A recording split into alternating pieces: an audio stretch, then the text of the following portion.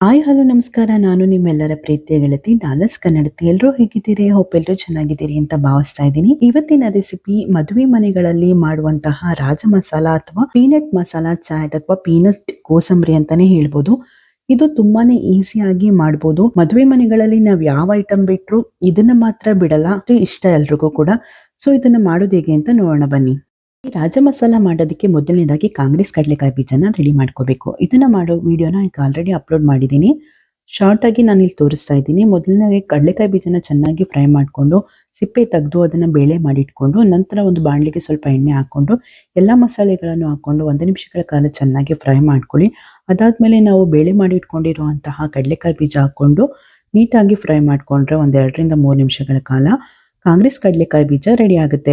ಈ ವಿಡಿಯೋನ ಡೀಟೇಲ್ ಆಗಿ ನಾನು ಈಗ ಆಲ್ರೆಡಿ ಅಪ್ಲೋಡ್ ಮಾಡಿದ್ದೀನಿ. ಯಾರು ನೋಡಿಲ್ಲ ಅಂತ ಹೇಳಿದ್ರೆ ದಯವಿಟ್ಟು ನೋಡ್ಕೊಳ್ಳಿ. ಈ ಕಾಂಗ್ರೆಸ್ ಕಡಲೆಕಾಯಿ ಬೀಜ ರೆಡಿ ಆಗಿದೆ. ಇವಾಗ ಒಂದು ಬೌಲ್ನ ತಗೊಳ್ಳಿ, ಎಲ್ಲಾನು ಮಿಕ್ಸ್ ಮಾಡ್ಕೋಬೇಕು.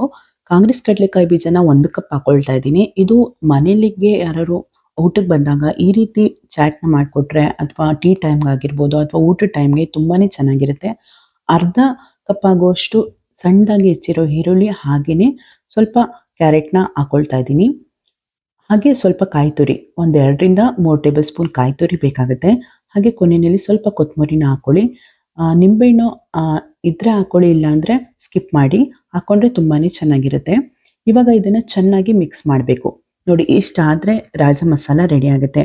ನೀವು ಕಾಂಗ್ರೆಸ್ ಕಡಲೆಕಾಯಿ ಬೀಜ ಮನೇಲಿದ್ರೆ ಅಥವಾ ಮನೇಲಿ ಮಾಡ್ಕೊಂಡಿದ್ರೆ ಅಥವಾ ಅಂಗಡಿಯಿಂದ ತಂದಿರೋದೇನಾದ್ರು ಇದ್ರೆ ದಿಢೀರಂತ ಈರುಳ್ಳಿ, ಕ್ಯಾರೆಟ್, ಕೊತ್ತಂಬರಿ ಸೊಪ್ಪನ್ನ ಕಟ್ ಮಾಡಿ ಸ್ವಲ್ಪ ಕಾಯಿ ತುರಿನ ಉದುರಿಸಿದ್ರೆ ದಿಢೀರಂತ ಮದುವೆ ಮನೆ ಶೈಲಿಯಲ್ಲಿ ರಾಜ ಮಸಾಲ ಅಥವಾ ಪೀನಟ್ ಚಾಟ್ ರೆಡಿ ಆಗುತ್ತೆ. ಇದು ಟೀ ಜೊತೆ ಆಗಿರ್ಬೋದು ಅಥವಾ ಊಟದ ಜೊತೆ ಆಗಿರ್ಬೋದು, ತುಂಬಾನೇ ಚೆನ್ನಾಗಿರುತ್ತೆ.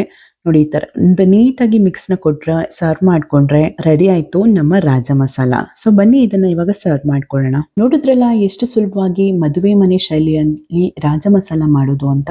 ಸೊ ಮತ್ತೆ ತಡ, ನೀವು ಕೂಡ ಒಂದ್ಸಲಿ ಟ್ರೈ ಮಾಡಿ ರುಚಿ ಹೇಗಿತ್ತು ಅಂತ ಕಮೆಂಟ್ನಲ್ಲಿ ನನಗೆ ತಿಳಿಸೋದನ್ನ ಮರಿಬೇಡಿ.